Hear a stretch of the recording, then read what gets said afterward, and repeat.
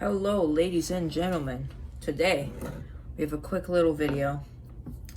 Today, after volunteering for Habitat for Humanity, I found a few tools that I really thought I wanted and needed, and or slash drill bits. And so, all these are going to be very helpful for projects in the future. I believe so. So the first one is a 1/2-inch chisel. And chisels are always very helpful for just carving and shaping, even if you're not like making like statues or whatever. They're just really good for like flattening, carving, everything you need in woodworking. As long as it involves a piece of wood, you could always find a use for a chisel. So I got a 1/2-inch chisel and a 1-inch chisel, and they're pretty sharp, very nice.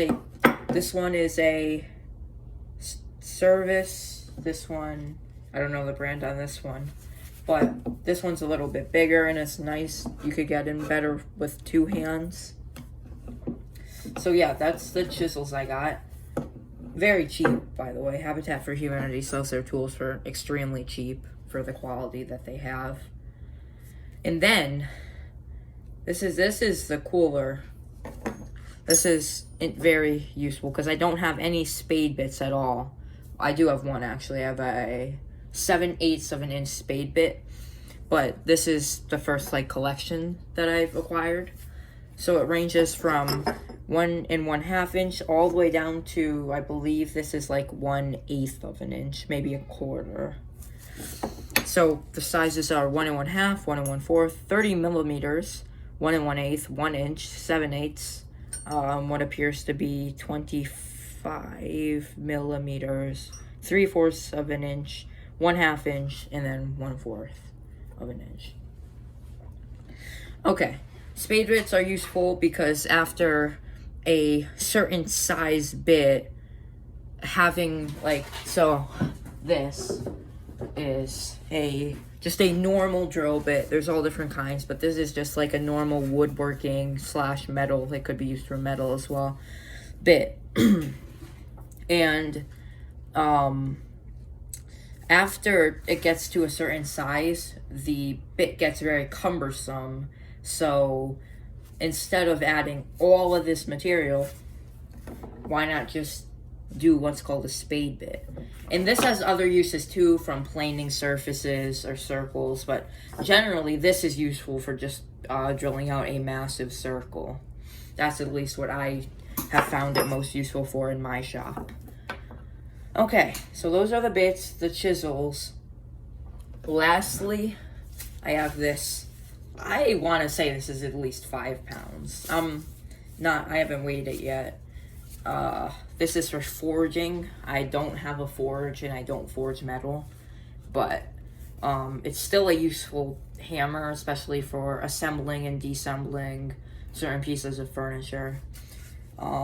It's solid metal. There might be concrete on the inside, but as far as I'm concerned, it's solid metal. And unlike the rubber mallet, it's extremely hard and durable, so it's not like gonna get torn up over time. Obviously, the rubber mallet has uses over this, but this is just generally a really nice hammer. And if I do ever get into forging, well, then there we go. So, on this side, it has a unified head, and then a depression in the surface that goes all the way around. And this is not a double-sided forging hammer, or it is, but sometimes you'll see with forging hammers, on one side they have a real rounded top with high bevel, and on the other side it's more flat, and then it has the edges that go around. So this is just one type.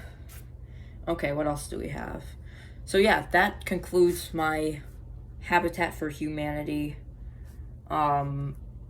tool haul, but I do have a quick video clip I will show right now.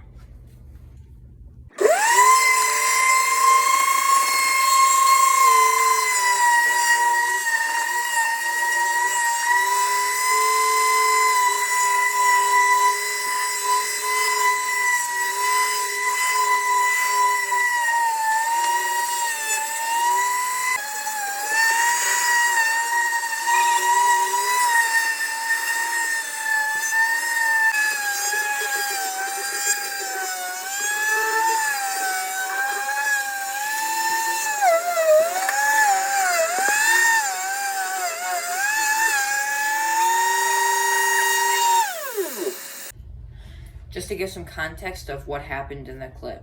Okay, so you'll see me using what's called an orbital sander, which is basically just a sander that you hold on the top and the sanding part is at the bottom, and you slap the sandpaper on the bottom, and not only does it spin in circles, but it also has an orbit around the center, basically like the moon has around the earth. Obviously less complex than that because it just has a elliptical orbit around the center. And so what's happening is, as I'm applying pressure to the surface, it's spinning, and the friction and all the grit is removing unwanted matter. I believe the grit used in the video is 80, it's either 100 or 80. And so what had happened was the top to that shelf that we had just gotten donated to us had water damage on it. And so before we used a chisel and we used a chisel and right here. We used a chisel and this, which is a hand planer. It's a larger one. And you just go like this. It has a blade at the bottom to remove all the top of it, because it was plywood with some varnish on top. So we removed all the top of it. And then what we did was we used the orbital sander to get any unwanted bumps out, because it just made it easy. And then today we applied a coat of stain, and on Wednesday, I won't be there, but they're gonna apply a coat of varnish. So there's a little bit of context to the situation. Also, the orbital sander had a shop vacuum attached to it to keep particles of dust flying everywhere. It kind of congealed it to a certain degree to one spot.